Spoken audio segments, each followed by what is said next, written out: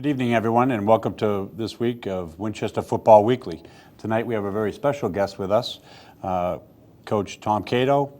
Has been a coach in Massachusetts and New England for the last 40 years.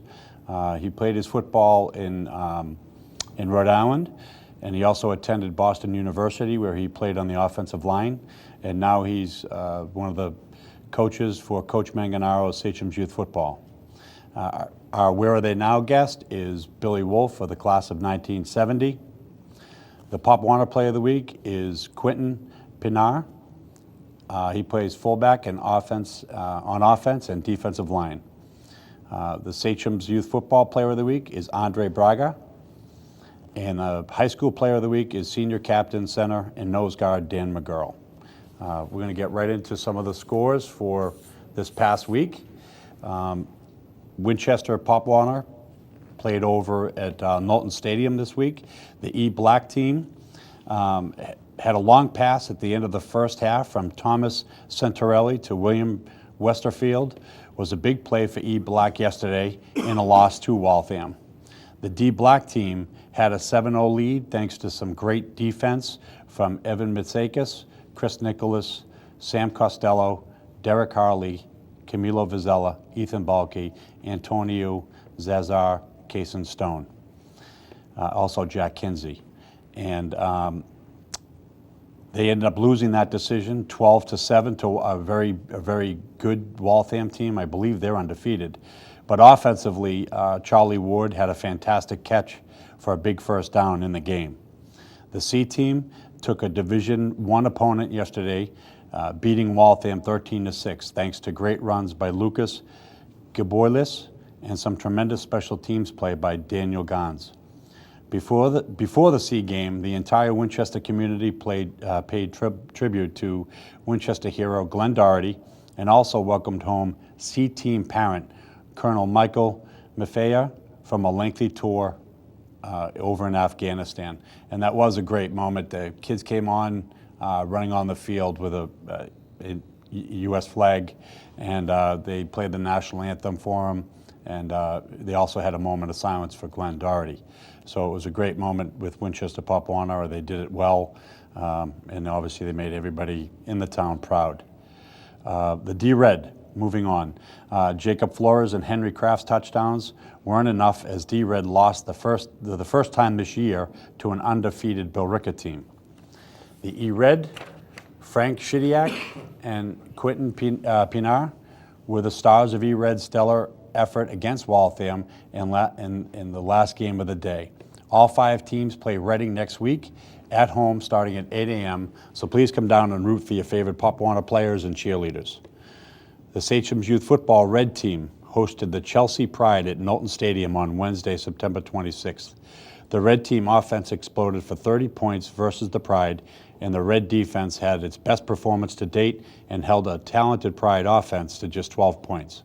The Red offensive attack was highlighted by 2 Andre Braga touchdown runs and a 70-yard touchdown run by fullback Ramsey Sullivan. The 30-12 victory brings the Sachem's Youth Football Red record to 3-0 this year. They will host Watertown at 3:45 on Wednesday, October 3rd. The Sachem's Youth Football Black team also remains undefeated on the season with a 2-0 record after a 34-6 victory over host Dover Sherborne on Thursday, September 27th. I think they call that the Mercedes-Benz Classic. The Sachem defense was led by Francis Dooley, Liam Fitzpatrick, Jack Carpini, and the entire defensive line. Teddy Senofante had 2 touchdown catches for Black team, one from Matt Scalaro and the other from Liam Fitzpatrick. The Sachem's Youth Football Black team will travel to Newton on Friday, October 5th for their next challenge. The Winchester High School this past Saturday was a home game at Knowlton Stadium. They lost to Stoneham 35-7. It was a much improved Stoneham team that put up 302 total yards of offense with a balanced pass and run game, which made it hard for Winchester to get anything going.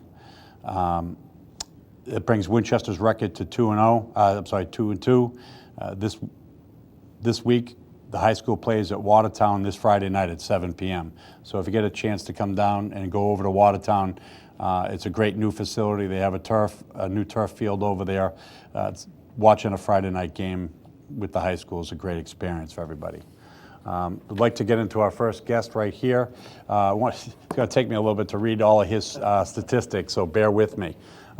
Coach Cato started his career way back when at Central High School. He won 2 state championships there, then went on to Holliston High School, won 6 league titles and 2 state championships before going on to Chelmsford from 1976 to 1995.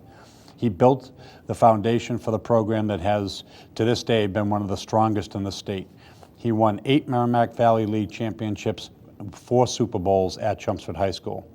He left Chelmsford to start and be the head coach of Merrimack football. Presently, he's the fullback and defensive backs coach, as well as being the head coach of the 7th grade team for Sachem's youth football.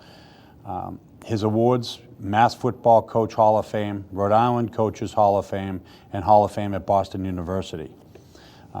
Former players for Coach Cato's have played at Boston College, Penn State, Wake Forest, Pitt, and Oklahoma, and just about every local college in New England. Coach Cato is a member of the Winchester High School winter and spring track coaching staffs as well. We had the opportunity to ask Jerry Callahan, who played for Coach Cato up at Chelmsford, who's works at WEI, and what he had to say about the coach. He said, "I absolutely love the guy. He connected with every one of his players like no one else I've ever seen. He's the best motivational speaker I ever heard, and still have a great friendship with him today." Coach Cato did help Jerry get a scholarship to Maine and helped him get his first job at the Lowell Sun. Well, no wonder, Coach Cato was talking about how he's always shooting off his mouth a little bit on the football field. So lo and behold, he's on the radio using his mouth for good use. But that being said, good thing he doesn't see this show. Well, Coach, it's great to have you. And with that being said, I do think Jerry Callahan, his quote is a very great place to start. Can you talk about the bond between players and coaches? So many former players talk about their high school coaches and how they left lasting impressions on them. Why is that? What is that bond? Well, I think the way you treat kids in practice and be involved with what they do in school, follow up their academic achievements, and how they react outside, football. I've always kept in touch with our kids, and I just have a way with, I just like kids a lot, and they know I like them, and yet I'm strict and I'm a disciplinarian. But just follow them the way they go through high school, what they do, what not to do. That's the things I think I taught them, and I've been lucky. I had a lot of good kids play for me, and a lot of kids some of them went on to pro football, and I was lucky. I had good kids and had a lot of kids. I started a program at Chelmsford, but we started off with 50 kids and ended up with 200 kids out for football. And I happened to see Mary Clancy there, who I absolutely love her family. Her 2 brothers were captains for me, and they started us off in 1976, 77? Yeah, that's what I'm talking about. It's simply amazing how many people that you've come across over the course of your career. What has inspired you to coach for so many years and keep coming back and doing it? Number one, I would go out of my mind if I ever went home and just sat and watched, just looked, and I couldn't do it. I just couldn't do it. As much as I like Maggie to watch TV on my couch. Yeah, since you're a great motivator, maybe you can motivate Coach Manganello to go away from the TV once in a while. And my wife keeps telling me, if you didn't work, you'd be on this sitting watching all day long. And I said, probably you're right. No, I enjoy being with kids. I coached my little stud over there. He's going to be a great player. And all the last 4 years, I've had a great time. Everybody said, gee, you've been in college and high school. How do you feel about this job? It's just like any other job. You're dealing with kids, you coach kids, you enjoy it. You get excited and you get pumped up. I am curious because you've, coached for so long. The game itself, I mean, I know, everything's basically the same, but things have changed as well. What has changed? Well, I tell you, they used to, when I was at Chelmsford, they would say I would get in a room this big, and we would go at it, run off tackle, run off tackle. Now everybody likes to put the rock in the air, I still like to go off tackle and run the ball and control the game. Actually, this spread stuff drives me nuts. I like what we're doing at the middle school, actually, because we run the ball. Not, even though Maggie tells me to pass sometimes, I don't. But we run. The game has changed from running to passing, from a two tight end attack with a flanker to four wides, shotgun. A lot comes from the pros, and a lot comes from the SEC. Alabama, Florida, and I still, one of the kids that played for me is head of the boosters at University of Georgia, and he called me Saturday night, and he was drunk as a skunk watching Georgia beat Tennessee. And those things, the way they open up football now is great for the kids. For the coaches, I don't know. I'm still not sold on it. When you get inside, you got to put the rock in the hole. Right. And when you get inside that 20, you better put the rock in the hole. Absolutely. God knows you had all these championships and all these Super Bowls. I've got to ask the question, did you ever beat Woburn in any of these state championship games? Well, I'll tell you a funny story. Barry Gallup was the assistant head coach at BC. We're playing Woburn in 1991. And he said, Coach, I hate to say this, you're not going to beat Woburn. You're not even going to come close. I guess they were averaging, that's when Canada was there. Oh, right. And they were averaging 45 points a game, yeah. And we beat them 6-0 for the state championship. But they threw the ball 57 times against us. My safety intercepted 8. And I had a linebacker that could run with Canada. That's how, I stress defense. I've always liked defense, and we shut them down. Right.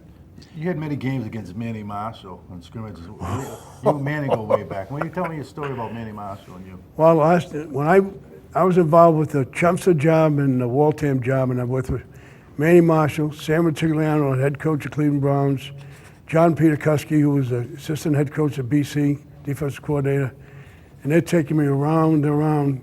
They want me to take the Chelmsford job, and I want to take the Waltham job. So I go to Waltham, and I see all these kids smoking, and so then I go to Chelmsford. I got 7 kids, even though I'm never home. I got 7 kids, and I decided to go to Chelmsford. But then Manny's kids were playing for me, and he was always crying the blues. Oh, I can't. Well, you guys are so big, and I used to go to Winchester. They were bigger than we were. You were, Jay. We had great scrimmages, and then Paul's uncle played with me at BU. He's my best friend. And he was going to sign with the Jets, and he died. He got killed in a car accident.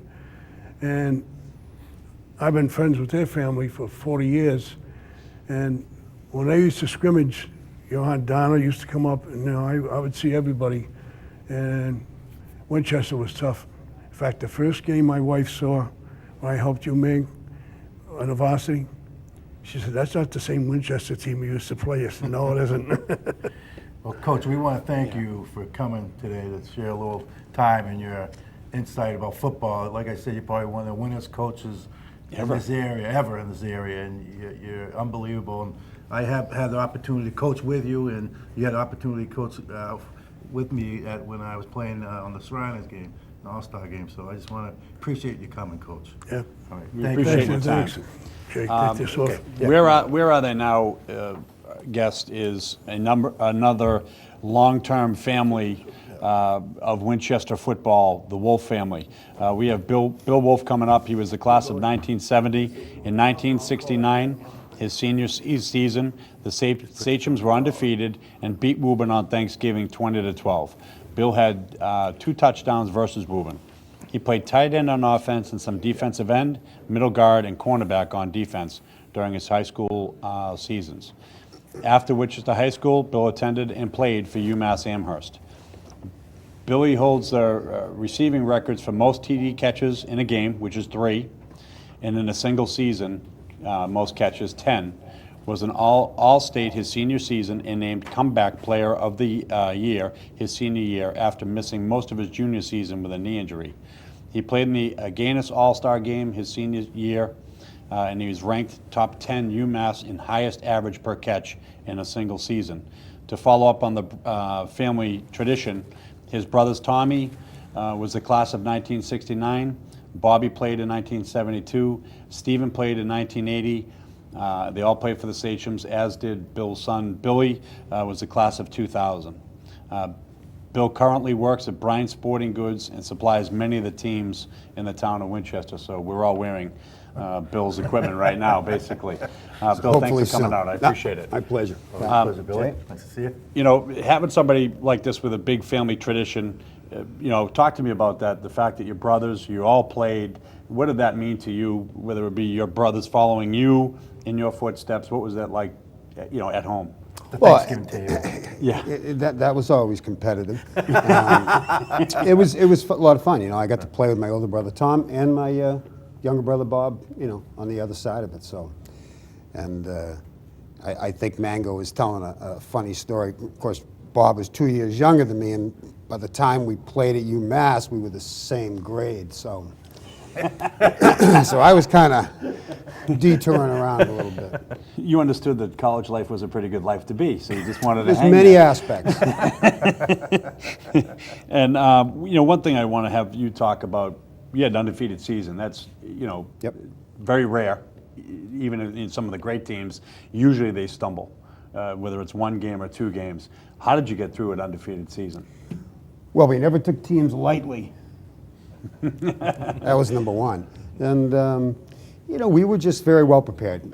Coach Marshall and Earl Johnson and Tom Klein, you know, got us prepared and knew when to throw us off the field, you know, during the week if we weren't, you know, focused. And then, you know, the bottom line is, and you guys know, you play with, you know, great talent. I mean, you know, that was a time when there was, hell, we threw the crap out of the ball and Right. could run it, and you know, good defensive players, great linebackers, safeties, cornerbacks, and it always used to seem that there was never a big influx of seniors to sophomores and juniors or something. You know, it was always pretty well balanced. So the next year, it just kind of recharged. Right. Well, I laugh at what you just said because anyone who talks about Winchester football, it's the option. And, you know, I'm looking here that you hold some records, you know, 10 touchdowns. And I'll never have to worry about them. I think you're right, Billy. Because might Tony be. Adams took care of that. That's right, yeah. Yeah, and, you know, it was amazing how much, you know, when you really looked into Manny, how much he did throw. Pro offense, multiple pro offense, 2 wide receivers, tight end, unbalanced line, 2 guys in the backfield, and everybody could catch. And that's, I really think, the big difference. And obviously, And of course, Michael could throw. Yeah, like you will. who was your quarterback? Michael? Gilbert. Michael Berry, Michael yeah. Gilberti. You know, it is a big difference when you have, you know, the size of the guys that you guys played with compared to now. A lot of the kids aren't the same size as what, you know, your lines were and, you know, the kids that you went up against. How did that translate? You know, how big was your team compared to the rest of the Middlesex League? You know, fine, no problems. You know, every kid had a beast somewhere along the line. Wakefield had a guy by the name of Dave Lapham, who went to Syracuse, I believe, and then the Kansas City Chiefs. Oh, wow. And now I think he's a sports rep, isn't he? Yeah, I think so. I think so, yeah. So everybody had a beast. We were, you know, I don't know what we were. We probably were, you know, 210, 215 at the tackles. You know, about the same in the middle of the line. Our linebackers were, I don't know, 165. Right. You know, but so are our running backs, I think, too. What about being as a team? You know, talk about that a little bit. You know, you had to be a great team together. Yeah, we had a gel as a group, you know, stuff like that. You know, we didn't hang around as a team like, you know, on Friday nights or Saturday nights or during we all had our own little cliques, but you know, come 10 o'clock on Saturday morning, we were at Manchester Field sitting in the bleachers shining our shoes. Everybody. You know, down there early, dressed, helmets on, Yeah. just gelled right into being a team. Whatever we did during the week, it didn't matter on Saturdays. I'm curious to how you got into the sporting good business. How'd that all transpire? Well, again, kind of zigging and zagging. I just always, I liked the coaches I met. My first athletic director was Henny Knowlton, who I just worshipped, Bill Colella, and the other coaches that I ran across, I just liked them. So I thought it would be a good, and I always liked sports, for whatever reason, and I just thought it would be a smooth transaction. You just brought something up that I want to bring up. This generation, they know Henry Knowlton's field as the field we all play on. You actually knew him. Yes. Talk to us about him. Henry was, first of all, I think at my age, he was probably down at the field punting these balls, just these booming punts. He was in great shape. He was honest, forthright, had his office, which was now McCall, had his office down underneath next to the field, door always open, help anybody, always help you out. Just a great guy. And I wish more of the younger people actually could have come in contact with him. Well, that's just it. The tradition now is, Dan will tell you they're out there touching the rock, but I'm not sure all the kids understand, who the heck they're touching, and as far as what he did for kids, I understand that he was a great role model to kids, and he helped them whenever he could. He was fantastic. I mean, we affectionately called him Hatchet Face. and the logo on the school, there's a little resemblance. Well, Billy, we want to thank you for coming tonight. Oh, my pleasure. Pleasure. I remember being a little kid and hearing about you. And I think this is over. And I had a listen to pleasure him tell me when he playing was a young kid. When I was a little kid, and I had a pleasure playing with brother Steven, who I thought probably could have won the pros if he didn't blow out his knee also, in my opinion. He was highly recruited. Ended up at BU. And BU, Got banged up by the car. Yeah. So, but it's always a pleasure, Billy. I'll Nice see you to around town. Billy, thank you very much. Pat, thank you. Appreciate it very much. And now, as you guys all know, we're going to have the Players of the Week come on up and join us. Getting back to that, the high school Player of the Week is Dan McGurl. He is the high school team captain. He is the center and plays nose guard as well. If you remember me last week, I told a story about the center catching a pass, and typically it's an illegal act, except it was tipped. So congratulations on that. What I can remember, I think probably the only center in Winchester history that ever caught a pass. So congratulations on that. Thank you. Then we have Andre Braga. He's in 8th grade. He's the captain and plays in the offensive backfield and defensive. He's the MAC linebacker for the red team. Andre's combination of strength and speed make him very dangerous offensive weapon for the Sachems. He's also the best tackler on the team. His best assets are his passion for the game of football and his leadership skills. Then down in the end, we have Quentin Penier. He plays fullback on offense, and he's on the defensive line. This past Sunday, Quentin had 2 20-yard touchdown runs, and he had a total of 63 yards and 4 tackles on defense. I think Dan could use you guys. I'm not sure. I think he could use you guys in the backfield.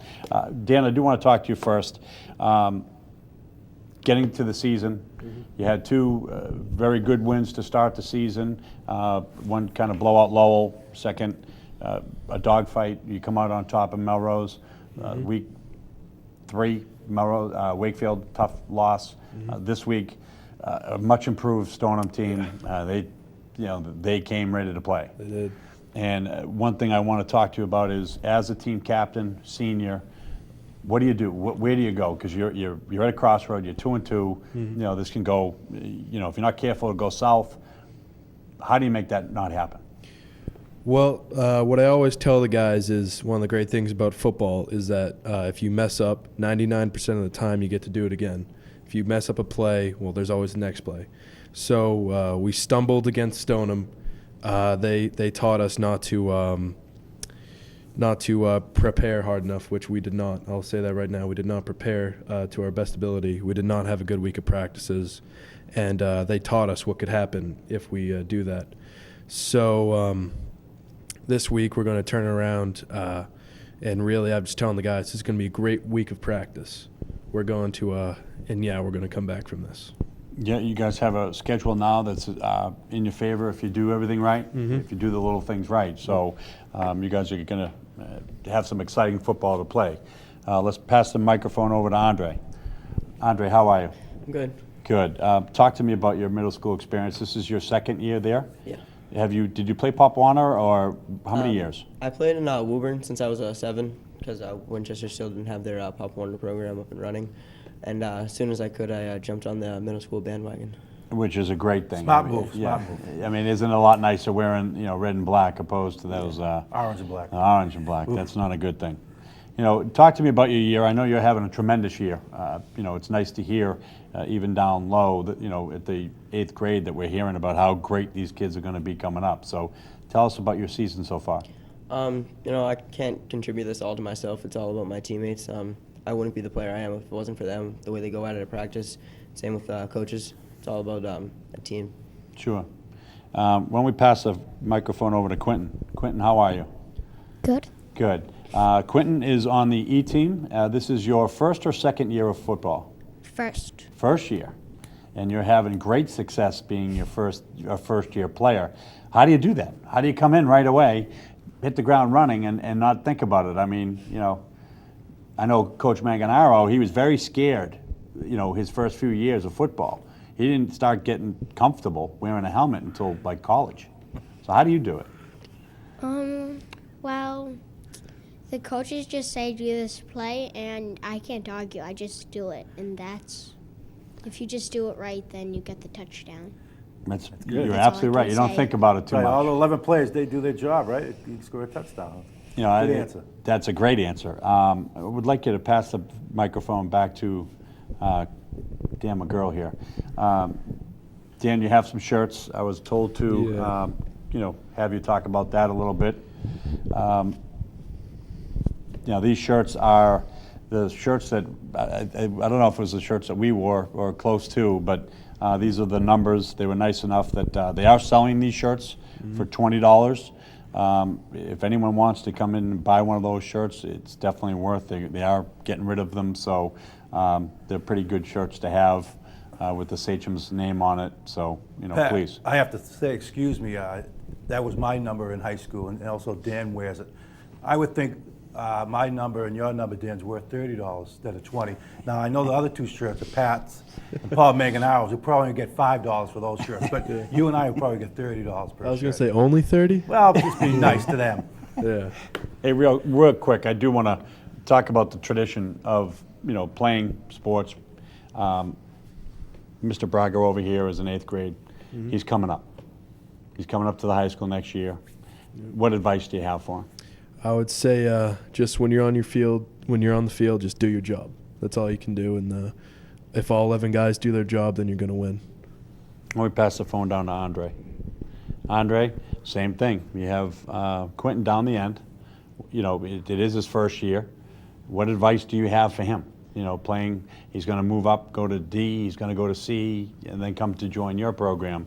What advice do you have for him? I'd probably say just work hard and keep your head down, keep moving. I mean, if like Dan says, there's always another play. If you do mess up, there's always another day to fix those mistakes, and just work hard, and that'll get you there. Good answer. Quentin, if you could take over the microphone. One thing I love doing is I'd like you to give advice to Mr. McGurl here. He's on the high school. He had a tough game, okay? What advice do you have for the team to get back on their feet?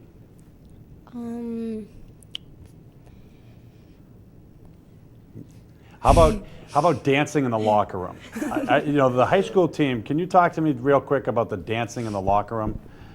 I've been hearing this thing about a strobe light and a cell phone. Well, one of our wide receivers, Pat Gill, came in one day with a iPod and started playing music, turned off the lights, turned on a strobe light, and You started dancing. what happens in the locker room stays in the locker room. Thank you.